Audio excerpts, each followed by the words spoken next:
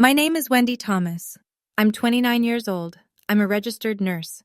Let her go. We won't pay for the surgery, my father said to the doctor while I lay in a coma, tubes in my throat, heart barely beating.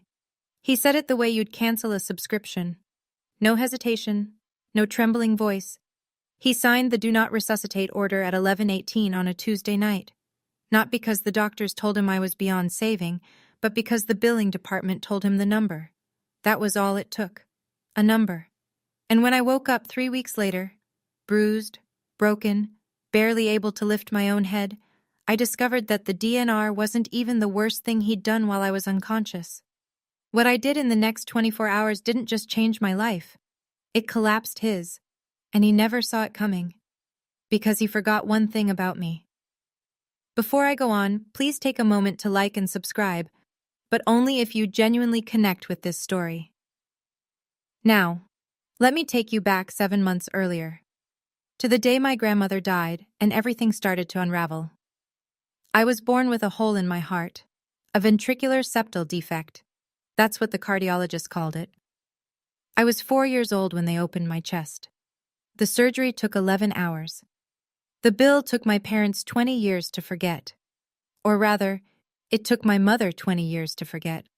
My father never did. You know how much you cost this family, Wendy? I was 8 the first time he said it. I'd asked for new sneakers. Mine had a crack along the sole and my socks got wet every time it rained. He was sitting at the kitchen table with a stack of medical bills. He didn't look up. $214,000. That's what you cost. I didn't get the sneakers. By the time I was 12, I'd stopped asking for anything. By 15, I was babysitting 3 houses on our block to pay for my own school supplies. By 18, I signed my first student loan, alone, while my older sister Meredith packed for the state university my parents were funding in full. Nobody questioned it. Meredith got a car at 16. I rode the bus. Meredith got her tuition paid. I got a repayment plan. Meredith got birthday dinners at restaurants. I got cake from a box and a card signed by my mother only. And I accepted all of it. That's the part that's hardest to explain. I wasn't angry. I genuinely believed I owed them. My father had repeated it so many times, you cost this family everything, that the debt felt as real as the scar on my chest. I carried it the way I carried my nurse's badge, every single day, without thinking. The only person who never mentioned that debt was my grandmother, Lillian. Lillian Price lived alone in a small brick house on Elm Street in Norristown, Pennsylvania. 2 bedrooms, 1 bathroom, a porch swing that creaked when the wind blew. She'd lived there for 41 years, raised my mother there, buried my grandfather from there, and kept the garden alive through every winter since. I started visiting her every Saturday when I was 23, fresh out of nursing school, drowning in student debt. I'd drive 40 minutes each way, bring her groceries, check her blood pressure, sit on that porch swing and listen to her talk about nothing and everything. She never once said, "You owe me." She said things like, "Tell me about your week, sweetheart," and, "Did you eat today?" And once, near the end, her hands shaking, her voice barely above a whisper, she said something I didn't understand. "I've taken care of things for you, Wendy. When the time comes, a man named Kessler will find you." I smiled and squeezed her hand. I thought she was confused.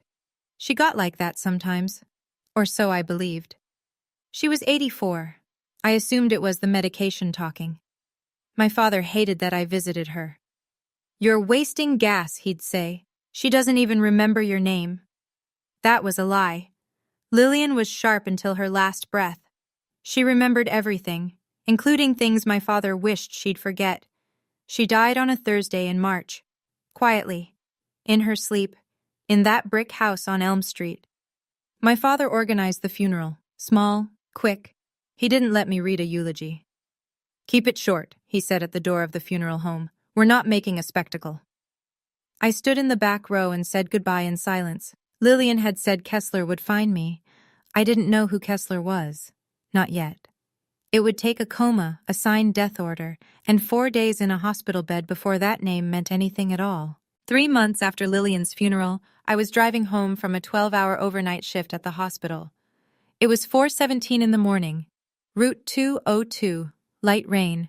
I remember the clock on my dashboard because I was calculating how many hours of sleep I could get before my next shift. 6, if I skipped breakfast. 5, if I showered. I never made that calculation again. The pickup truck ran the red light doing 50. It hit the driver's side of my car so hard, the frame folded inward like paper. I don't remember the sound. I don't remember the glass. I'm told I was conscious for about 90 seconds after impact, long enough for the paramedic to hear me say my name. Then nothing. Traumatic brain swelling, 4 broken ribs, internal hemorrhaging. The ER team at St. Catherine's, my own hospital, the place where I clocked in and out 5 days a week, opened me up within the hour. But the bleeding wouldn't stop. They needed a second surgery, a specialist, more time in the OR, and someone had to authorize it. I had no husband, no children. The emergency contact on my hospital file was the same name that had been there since I was 18, because my father had insisted on it. Gerald Thomas, next of kin. They called him at 10:30 that night. He arrived at 10:47. I know the exact time because the front desk logged it. He didn't go to my room first. He didn't ask the nurse how I was doing. He didn't ask if I was in pain or if I was afraid or if I had woken up even once.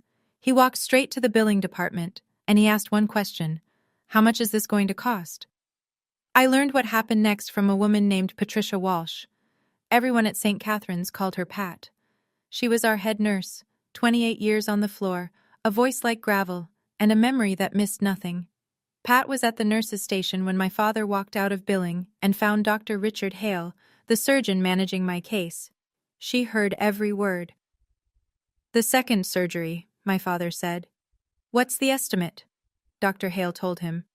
180 to 240, depending on complications. Insurance would cover part of it, but there'd be significant out-of-pocket, especially because my father was co-signer on some of my old medical accounts. He'd insisted on that when I was 18.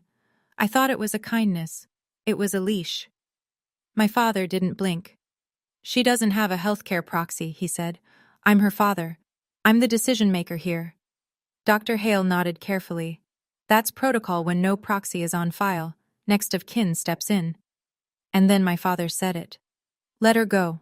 We won't pay for the surgery." Pat told me later that Dr. Hale didn't respond immediately. He stared at my father for a long time. My father didn't look away.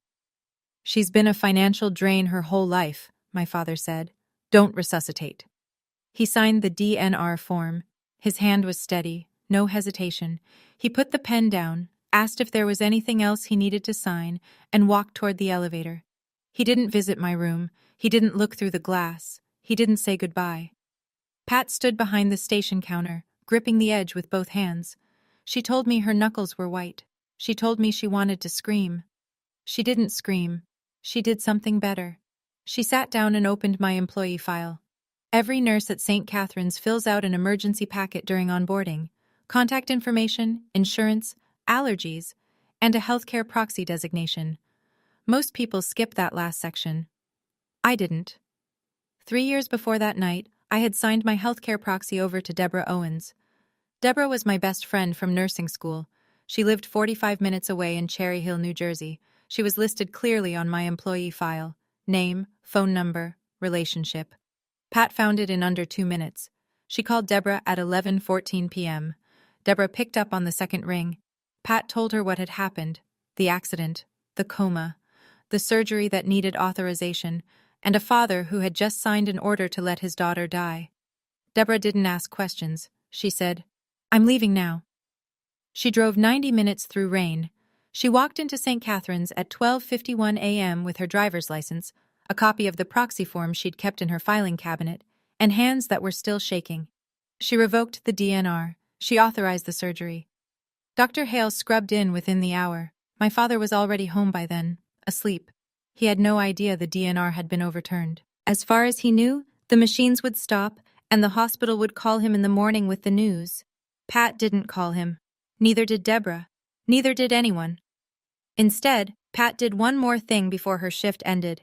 She opened an internal incident report, the kind that gets filed when a staff member witnesses a protocol concern. She documented every word my father had said, the timestamps, the DNR signature, and the fact that he had falsely claimed I had no healthcare proxy. She filed it, locked her computer, and sat in the break room alone for 20 minutes. Gerald Thomas went home that night believing his daughter would be dead by morning. He slept soundly. And the next day, he made his second mistake, the one that would cost him everything he owned. My father woke up the next morning expecting a phone call from the hospital. A time of death. Maybe a form to sign. He'd already rehearsed what he'd tell people. I could picture it, the catch in his voice, the hand over his heart. We lost her. The injuries were just too severe. But the call didn't come, not because anyone told him I was alive. It simply didn't come. And rather than call the hospital himself, rather than drive down and check on his youngest daughter, Gerald Thomas spent that Wednesday morning doing something else entirely. He went to steal my house. Here's what I didn't know at the time, what I wouldn't learn until weeks later. My grandmother Lillian had already transferred the Norristown house into my name before she died. The deed was handled through her personal attorney. It was clean, legal, filed with the county, and my father had no idea it existed.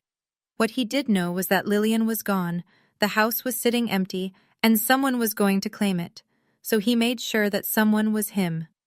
He had a power of attorney document. My signature was on it. Except I had never signed it.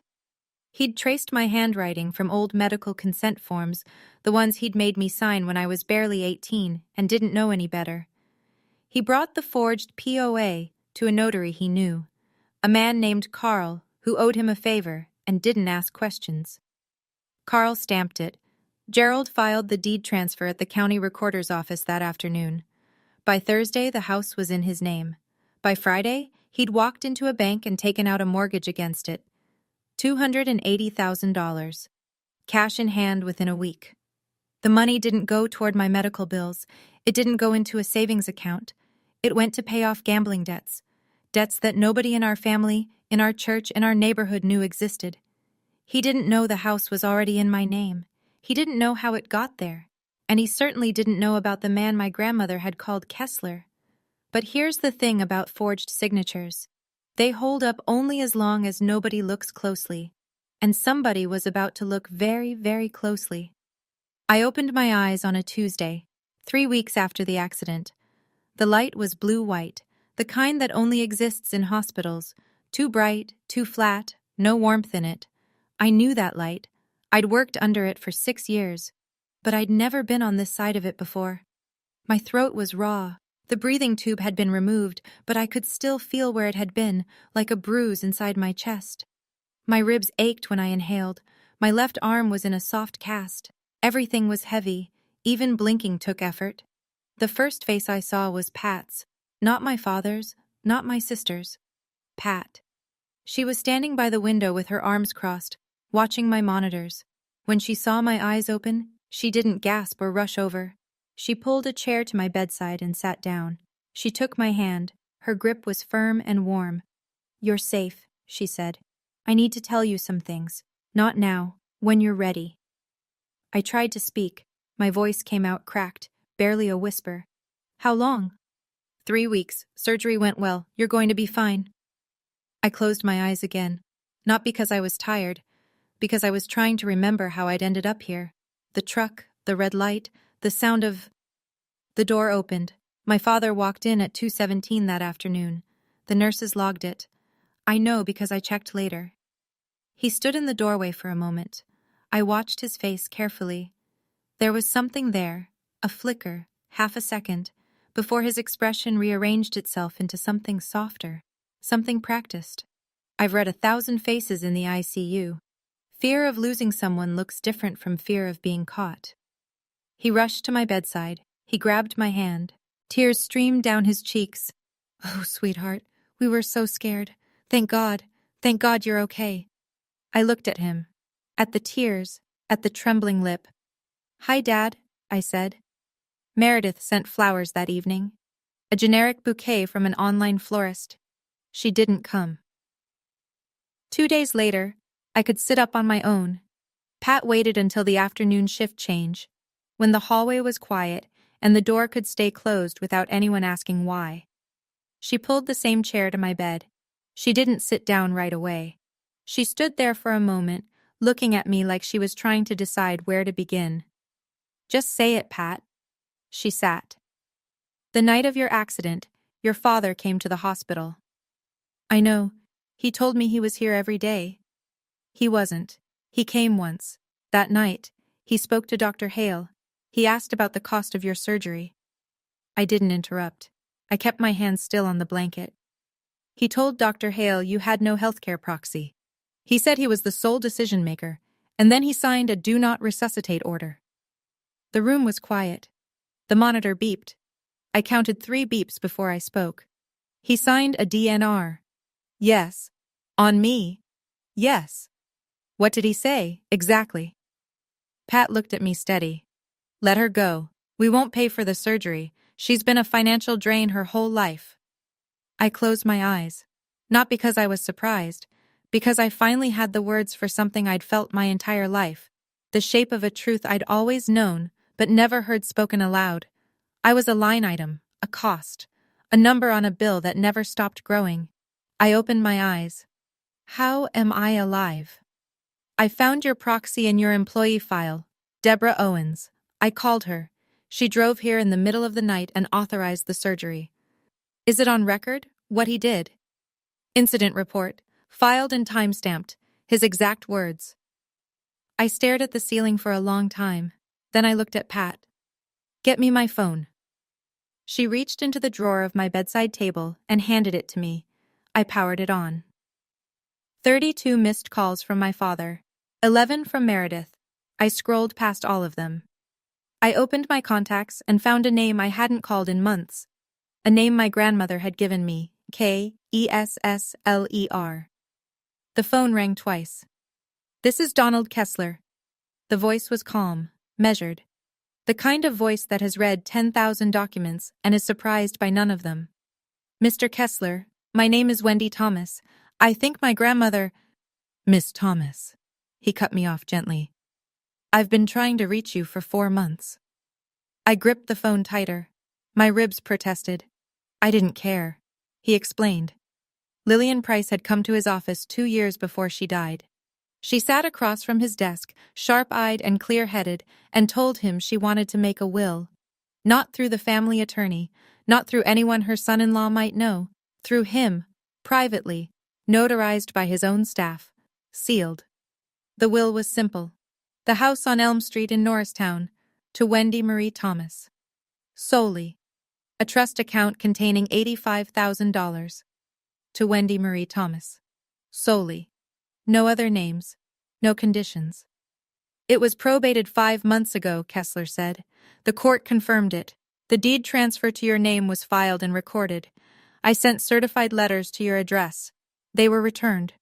I called your listed phone number. Someone told me you'd moved out of state and didn't want to be contacted." My father. That was my father's voice on the line, telling Kessler I was gone. "I'm in the hospital, Mr. Kessler. I was in a car accident. I've been in a coma for 3 weeks. A pause. "I'm sorry to hear that, Miss Thomas." "The house," I said. "Is it still in my name?" A longer pause. "Let me pull the current deed records. I'll call you back within the hour." I hung up and set the phone on my chest. Pat was still in the room, standing by the door. "Your grandmother told me you'd call," Kessler had said before we hung up. She said, "Wendy always comes through, just give her time." 1 hour. That's all it took for Donald Kessler to discover what my father had done, and for my plan to begin. The phone rang 53 minutes later. Kessler's voice was different now, still measured, but there was an edge beneath it, the controlled tension of a man who has just read something he wasn't expecting. "Miss Thomas, the deed to your grandmother's property was transferred out of your name 3 weeks ago." I stared at the IV drip on my arm, counted the drops. 1, 2, 3. "Transferred to whom?" "Gerald Thomas, your father, using a power of attorney." "I never signed a power of attorney, Mr. Kessler."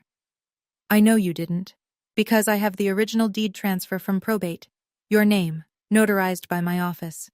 No POA was ever authorized by you or recorded through my firm." "So it's forged." "That is my assessment, yes. And there's more. I ran a lien search on the property. A mortgage was recorded against it 6 days ago. $280,000. The number sat in the room like a third person. I could hear Kessler breathing on the other end, waiting. He leveraged the house, I said. He did. I reached for the pen on my bedside table.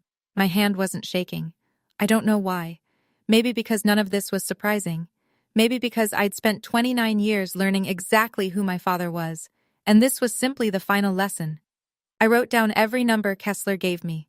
The mortgage amount, the recording date, the lien holder, the notary's stamp number. Miss Thomas, do you want to press charges? Not yet. I want to see how deep this goes first. There's one more thing, Kessler said. Your grandmother left you a letter, sealed. She asked me to deliver it to you in person, only to you. I set the pen down. When can you come to the hospital? Tomorrow morning, 9 o'clock. I'll be here. I hung up, wrote the last number down. Then I turned to Pat, who had been standing silently by the window the entire time. Pat, I said, what time did my father sign the DNR? 11:18 p.m. I wrote that down too. Gerald Thomas visited his daughter the next afternoon with a bouquet of yellow roses and a Tupperware of banana bread that Meredith had baked. He set both on the table beside my bed, kissed my forehead, and sat down with the sigh of a man carrying an enormous burden. He was good at this. The performance. I'd watched it my entire life, at parent-teacher conferences, at church potlucks, at holiday dinners. The weary father, the silent provider, the man who sacrificed everything and never complained. The doctors say you'll be out in a week, he said, squeezing my hand. We'll take care of everything. Thank you, Dad. Meredith came this time, first visit since the accident. She stood at the foot of my bed with her phone in her hand and a tight smile that didn't reach her eyes. We were so worried, she said. I couldn't sleep for weeks. I looked at her. She looked at the window. My father leaned forward, his voice low and warm. The voice he used when he wanted you to feel held. Don't worry about the medical bills, sweetheart. We'll figure it out as a family. That's what families do. That's what families do. The man who signed my death order was sitting at my bedside, holding my hand, telling me about family. As a family, I repeated. I squeezed his hand back. I smiled. He smiled too, satisfied. He thought the script was working. They stayed for 40 minutes. Gerald talked about the weather, the Phillies, a leak he'd fixed for a client on Saturday. Meredith checked her phone 11 times. Then they left. I watched the door close behind them. I sat still for 10 seconds. The room was silent. Then I picked up my phone and called Kessler. Mr. Kessler, when can you come? Bring the letter. Donald Kessler arrived at 9 the next morning. He was shorter than I'd imagined. A quiet man in a gray suit, silver-rimmed glasses, a leather briefcase that had seen decades of use. He shook my hand gently, mindful of the IV line, and pulled a chair beside my bed. Your grandmother spoke about you often, he said. Every meeting, she mentioned you. He opened the briefcase. Inside was a manila envelope, sealed, Lillian's handwriting on the front. Just my name, Wendy. I broke the seal carefully. Inside was a single sheet of paper, folded twice. Her handwriting was thin but steady. She had written this while she could still hold a pen. Wendy, I know your father will try to take everything. He already has over the years. My pension, my savings, things I never told you because I didn't want to break the family apart. That was my mistake. Don't make it yours. The house is yours. The money is yours. Mr. Kessler has all the paperwork. Don't let anyone take what's yours. Not even your father. Especially your father. You are stronger than me, sweetheart. You always have been. I'm sorry I didn't say this while I could still hold your hand. I cried. For the first time since I'd woken up, since the accident, since Pat's words, since every cold revelation that had stacked on top of the last like bricks. I cried. Not because I was weak, because my grandmother had seen me. All of me. And she had planned for this moment the way she planned everything. Quietly, carefully, with love that didn't need applause. Kessler waited. He set a thick folder on the blanket beside me when I was ready. The original will, the probate records, the deed transfer in my name, and the lien search showing my father's mortgage. "You have everything you need," he said. "What do you want to do?" I wiped my face, sat up straighter, my ribs screamed, I didn't care. "I want to do this right. I want to do this publicly, and I want it done before Sunday." Kessler raised an eyebrow. "What's Sunday?" "Our church holds its monthly community gathering. My father's a deacon. He never misses it." Okay, I need to pause here for a second. If you're watching this and thinking, "I know exactly how this feels," or if you're sitting there wondering, "What is she going to do on Sunday?" drop a comment right now.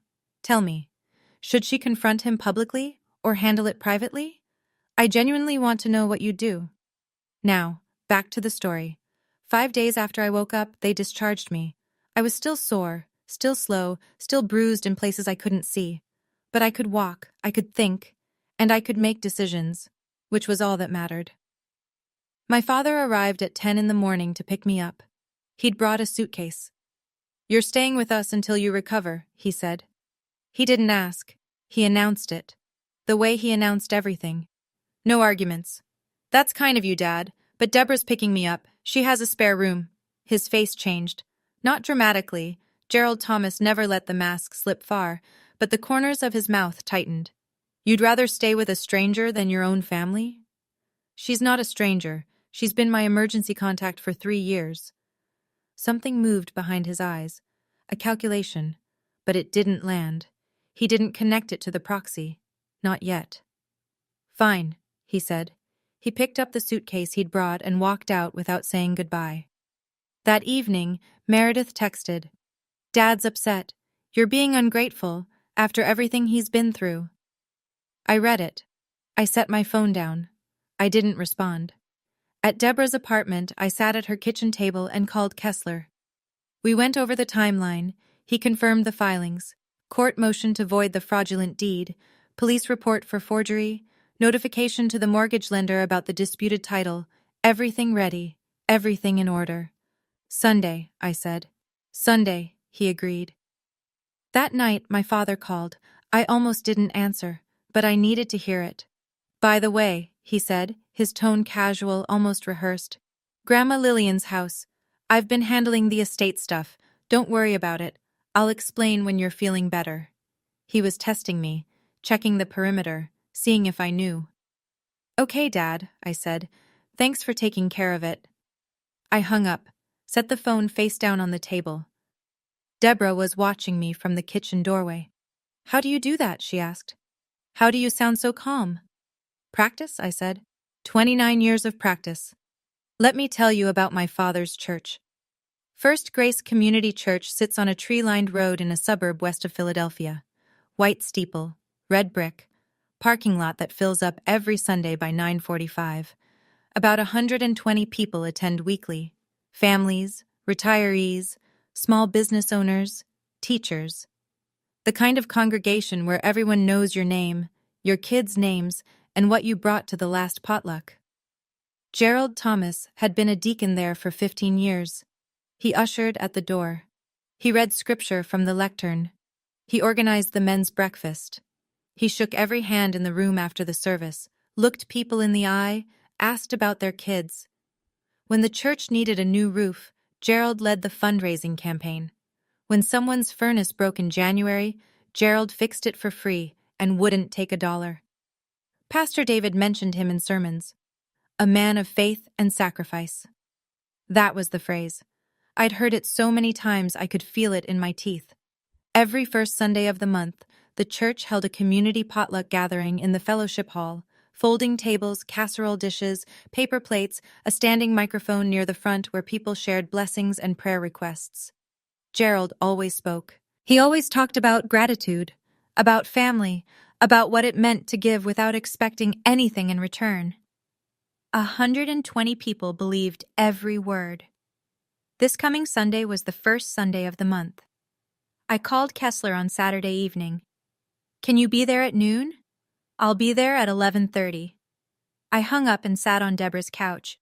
My ribs still ached when I breathed too deeply. The bruises on my forearms had faded from purple to yellow. I could walk without wincing now, slowly but upright. I wasn't planning a scene.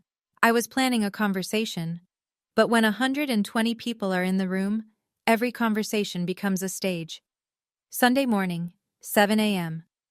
I woke up before the alarm. I stood in front of Deborah's bathroom mirror and looked at myself. The bruise along my jawline was almost gone. The one under my left eye had turned a faint green. My collarbone was still sore when I lifted my arm too high. I looked like someone who'd been hit by a truck, because I had been. I put on a white button-down shirt and black slacks. Simple, clean, no jewelry except the small silver studs Lillian had given me on my 21st birthday. I pulled my hair back, washed my face, didn't bother with makeup. I picked up the manila folder from the kitchen table. Inside, copies of Lillian's will, the original deed in my name, the county's lien records showing my father's mortgage, and the redacted incident report Pat had provided, the one with my father's words printed in black ink on hospital letterhead. I slid the folder into my bag. Deborah drove. We didn't say much. She turned onto the church road at 11:20 and parked near the back of the lot. The steeple caught the sun. "Are you sure about this?" she asked. "I've never been more sure." She squeezed my hand. "Whatever happens in there, I'll be right outside." I nodded. I opened the car door. Kessler was already there. I spotted him near the entrance. Gray suit, leather briefcase, standing by the flagpole with the patience of a man who billed by the hour and had nowhere else to be. He saw me. He gave a single nod. I walked through the front doors. The service was already underway. Hymns, warm air, the smell of old carpet and coffee. I slipped into the last pew and sat down. My father was in the front row. He turned at the sound of the door, saw me. His face lit up. The proud father, the grateful deacon, the man of faith and sacrifice. He raised his hand and waved. I waved back. A small wave. A patient wave. Meredith sat beside him. She glanced at me. She didn't wave. The service ended at noon. The congregation filed into the fellowship hall, a wide, low-ceilinged room with fluorescent lights and folding tables arranged in rows. Foil pans of baked ziti and green bean casserole. Paper plates stacked beside a tower of napkins. The standing microphone near the front, plugged into a small speaker that hummed quietly. Gerald was already up there. He always was. He stood beside the microphone with his hands clasped in front of him, waiting for the room to settle. 120 people found their seats. Chairs scraped against linoleum. Children darted between tables. He tapped the mic. "Good afternoon, everyone. I want to start with something personal today." The room quieted. "As many of you know, my youngest daughter Wendy was in a serious car accident last month. She was in a coma for 3 weeks. The doctors weren't sure she'd make it." He paused. He was good at pauses.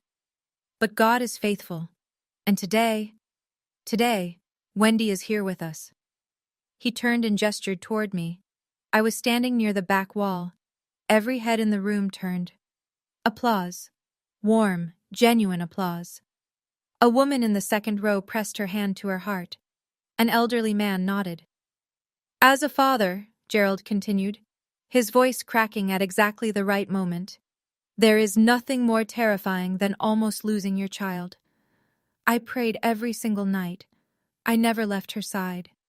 I felt the words land in my chest. Not like a wound, like a key turning in a lock. I never left her side.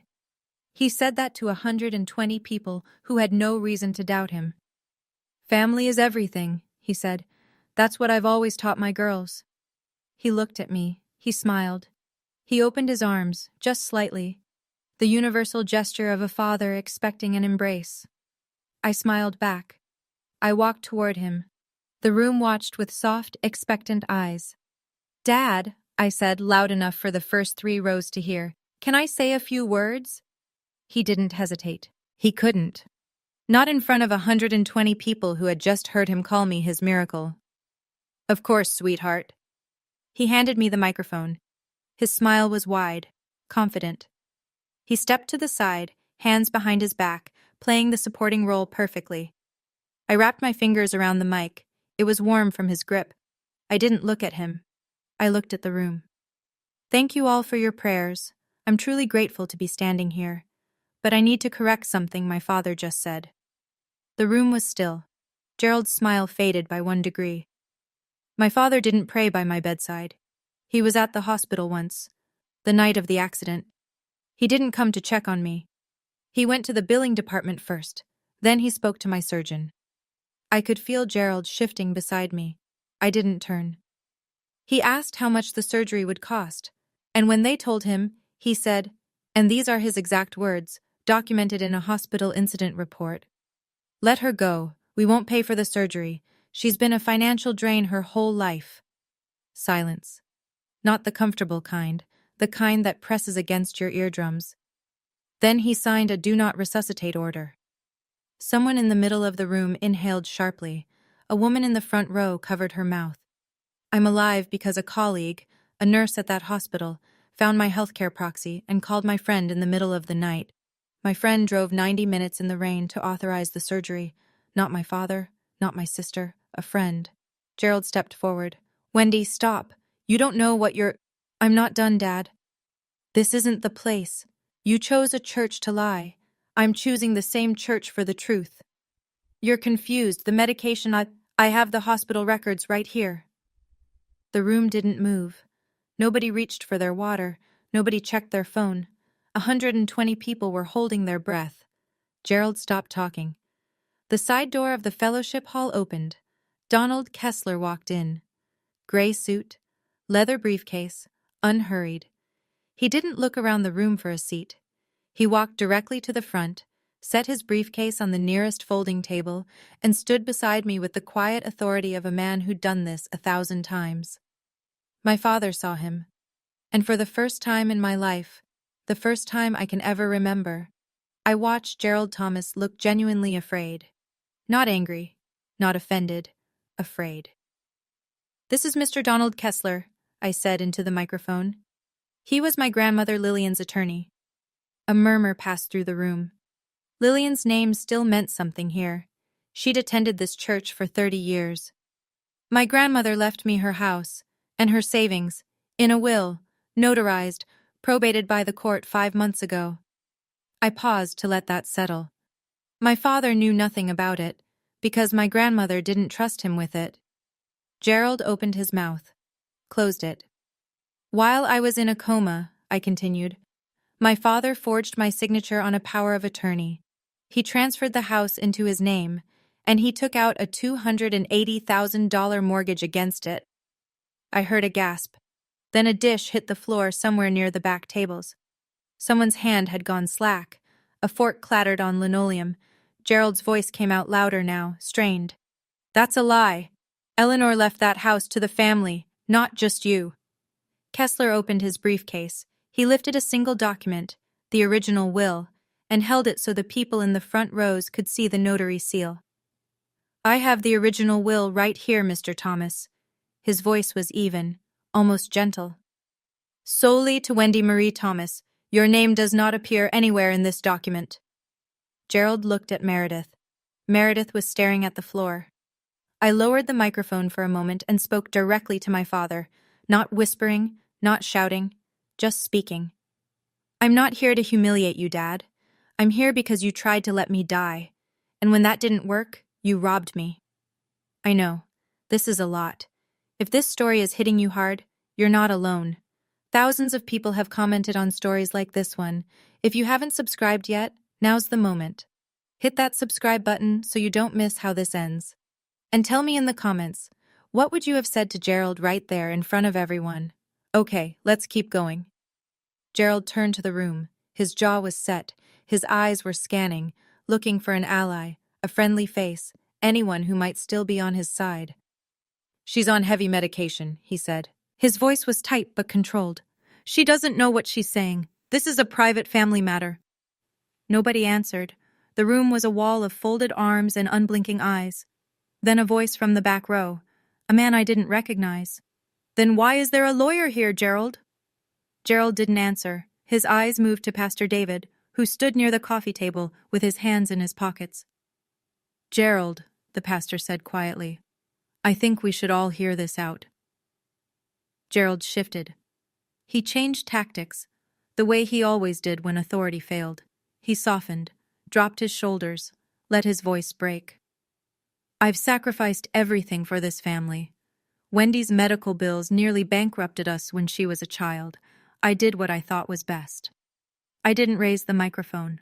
I just spoke from where I stood, clearly, the way you speak to a patient who's avoiding the truth. You did what was cheapest, Dad. There's a difference. You have no idea the pressure I've been under, the debts, He stopped. He realized what he'd almost said. His mouth closed like a door. Meredith stood up from her chair. Her face was white. Dad, stop talking. Gerald grabbed her arm. Tell them, Meredith. Tell them I was trying to protect the family. Meredith pulled free. She looked at me, then at the floor, then at the exit. I can't do this, she said. She walked toward the door, and as she passed me, close enough that only I could hear, she whispered 6 words that I'll carry for the rest of my life. I should have called Deborah myself. Then she was gone. I watched the door close behind my sister. The room was still watching me. I turned back to the congregation. I'm not telling you this to destroy my father. I'm telling you this because for 15 years, he has stood at this microphone and told you who he is. I think you deserve to know the truth. Then I turned to Gerald. He was standing with his back almost against the wall now. His hands were at his sides. The confident deacon who'd opened this gathering was gone. In his place was a man who looked smaller than I'd ever seen him. Dad, here's what's going to happen. My voice was steady. I didn't need the microphone for this part. The room was silent enough to hear a page turn. Mr. Kessler filed a motion with the county court yesterday to void the deed transfer because it's based on a forged power of attorney that I never signed. Gerald's jaw tightened. The bank that issued the mortgage has been notified that the title is disputed. The loan is frozen. His left hand began to tremble. I filed a police report on Friday. Forgery and fraud. The notary who stamped your document is named in it too. He took a half step backward. You will be required to return the full $280,000, or you will face criminal charges. Gerald's voice came out raw, almost a whisper. You'd send your own father to jail? I looked at him. Straight on. No flinch. You signed a paper to let your own daughter die. The fellowship hall held its breath. A child somewhere near the back asked their mother a question and was quickly shushed. I'm not sending you anywhere, Dad. I'm giving you a chance to make it right. That's more than you gave me. Kessler closed his briefcase with a soft click. The filings are already with the court, Mr. Thomas. This isn't a negotiation. Gerald looked around the room one last time. I watched him do it. The slow rotation, face by face. These were people he'd known for years. Jim Callahan, whose pipes he'd fixed every winter. Susan Merritt, who brought him coffee after every sermon. Robert Dill, the other deacon, who had stood beside him at every fundraiser for a decade. They all looked back at him.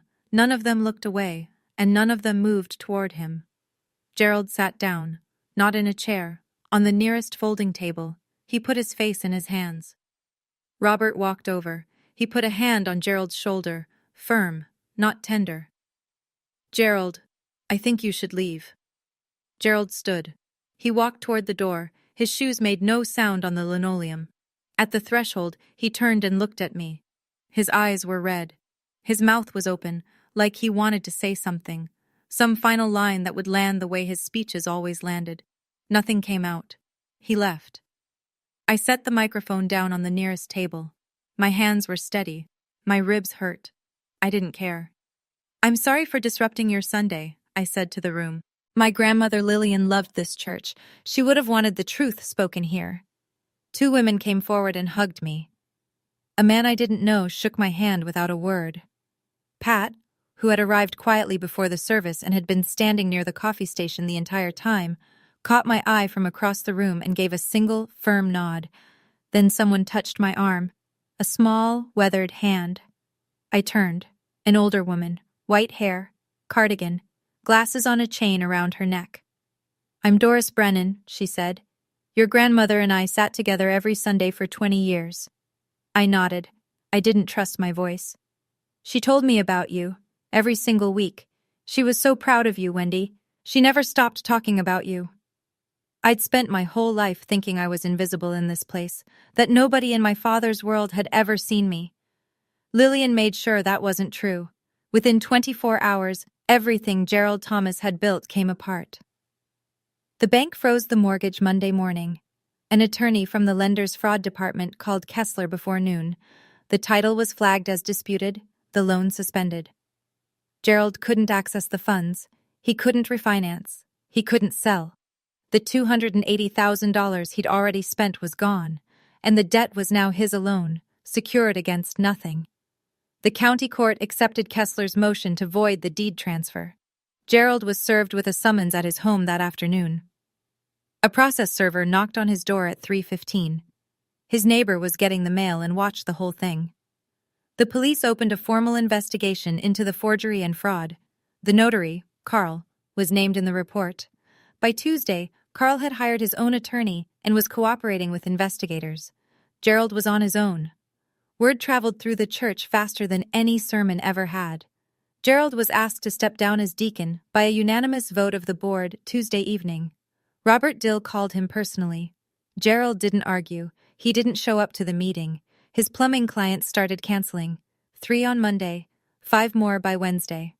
Most of them were church members. One of them, Jim Callahan, texted him a single sentence: "Don't come to my house again." Gerald called me at 10 that night. I answered. "You destroyed me," he said. His voice was flat, emptied out. "No, Dad. You destroyed yourself. I just stopped covering for you." He hung up. He called Meredith next.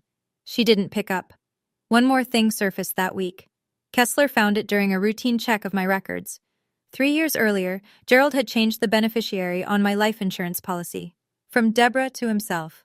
My signature was on the form. I never signed it. He had a plan for every version of my death, and none of them included saving me. Meredith called 3 days later. I was sitting on Deborah's couch, a heating pad across my ribs, a cup of tea going cold on the table. My phone buzzed, her name on the screen. I stared at it for 2 full rings before I picked up. "Wendy," her voice was thick. She'd been crying. "I need to say something." "Then say it." "I knew about the DNR. I was in the waiting room when Dad went to talk to the doctor. He told me what he was going to do. I didn't stop him." I said nothing. I let the silence do what silence does. "And the house. I knew about that too. He promised me $85,000 if I kept quiet." "And you kept quiet?" "Yes. While I was in a coma." "Yes." Her voice cracked. "I was scared of him, Wendy. I've always been scared of him. I know that's not an excuse." "It's not." She was crying now, hard, the way she used to cry when we were children, messy, loud, uncontrolled. I remembered that sound. It used to make me want to fix things for her. "I'm not asking you to forgive me," she said. "I know I don't deserve it." "You're right, you don't. Not right now." A long pause. I could hear her breathing. Ragged, thin. "But I'm not going to pretend you don't exist, Meredith. If you want to rebuild something, with me, not with Dad's money, you know where to find me." She didn't say anything for a while. Then quietly, "Grandma Lillian sent me a letter too." I sat up. She wrote, "I love you, Meredith, but you are too much like your father. Choose differently." The line went silent. "Did you?" I asked. "Choose differently?" She didn't answer, because we both already knew. Forgiveness isn't something I owe anyone. But the door isn't locked, it's just closed. She'll have to knock. 1 month later, the deed to Lillian's house was back in my name. The court voided the transfer on a Wednesday. Kessler called me at 10 in the morning with the ruling. I thanked him. He said, "Thank your grandmother." Then he paused and added, "She would have loved watching you in that fellowship hall." Gerald faced criminal charges, forgery in the 3rd degree, fraud, mortgage fraud. His attorney advised a plea deal, probation, full restitution, no prison time if he cooperated. Gerald accepted. He didn't have a choice. The evidence was overwhelming, and Carl the notary had already told investigators everything. Gerald sold his house to cover the debt. It wasn't enough. The remaining balance would follow him for years. He moved in with his brother in Allentown. I heard this through Meredith, who heard it from a cousin. I didn't verify it. I didn't need to. Meredith lost 2 real estate listings from church members. She didn't lose her license. She wasn't charged. She hadn't signed any documents. But people remembered. People always remember. I went back to work, part-time at first. Pat rearranged the schedule so I'd only do day shifts for the first 2 months. She didn't make a big deal about it. She just handed me the new rotation and said, "Welcome back, Thomas." On a Saturday in late October, I drove to Norristown. I parked on Elm Street. I walked up to the brick house with the creaking porch swing and the garden that had gone a little wild. I turned the key in the front door, my key, in my door, and stepped inside. Lavender. That's what I smelled first. Lillian's lavender sachets, tucked into every drawer and closet. The scent of a woman who'd planned for everything. Her photo sat on the mantel. The 2 of us on the porch swing, squinting into the sun. I don't remember who took it. I sat in her rocking chair. I didn't turn on the TV. I didn't check my phone. I just sat. For the first time, I was in a house that was mine. Not because I'd earned anyone's approval, but because someone had loved me enough to make sure I'd be okay. I used to believe that being a good daughter meant absorbing whatever my family threw at me. Every insult, every guilt trip, every time my father reminded me what I'd cost him, I took it all in and said thank you because I thought that's what love required. Silence, gratitude, obedience. I was wrong. Setting a boundary isn't revenge, it's survival. And sometimes, survival looks like a quiet man in a gray suit, a stack of notarized papers, and the courage to stand in front of 120 people and say, "This is what actually happened. I don't hate my father. Hating him would mean he still controls how I feel. He doesn't. Not anymore. He is a man who made terrible choices driven by debts he was too proud to admit and an addiction he was too ashamed to face. That doesn't excuse what he did. But it does explain why I don't need to carry his weight on my shoulders any longer. If you're watching this and you see yourself anywhere in my story, in the guilt, in the silence, in the bone-deep belief that you owe people who have hurt you, I want you to hear this clearly. You don't. You don't owe anyone your health. You don't owe anyone your home. And you certainly don't owe anyone your life. My grandmother Lillian taught me that. Not with lectures, not with shouting. With a letter, a house, and a lawyer named Kessler. I still go to church, by the way. Different church, same God, smaller congregation, friendlier coffee, and I sit in the front row. Not because I need to be seen, because I'm done hiding in the back. Thank you for staying with me until the very end. If Wendy's story resonated with you, or reminded you of someone you love, leave a comment below. Tell me, what boundary have you set that changed your life? I'd love to hear your story. And if you want more stories like this one, check the description. There's one waiting for you that I think you'll connect with even more. Subscribe, and I'll see you in the next one.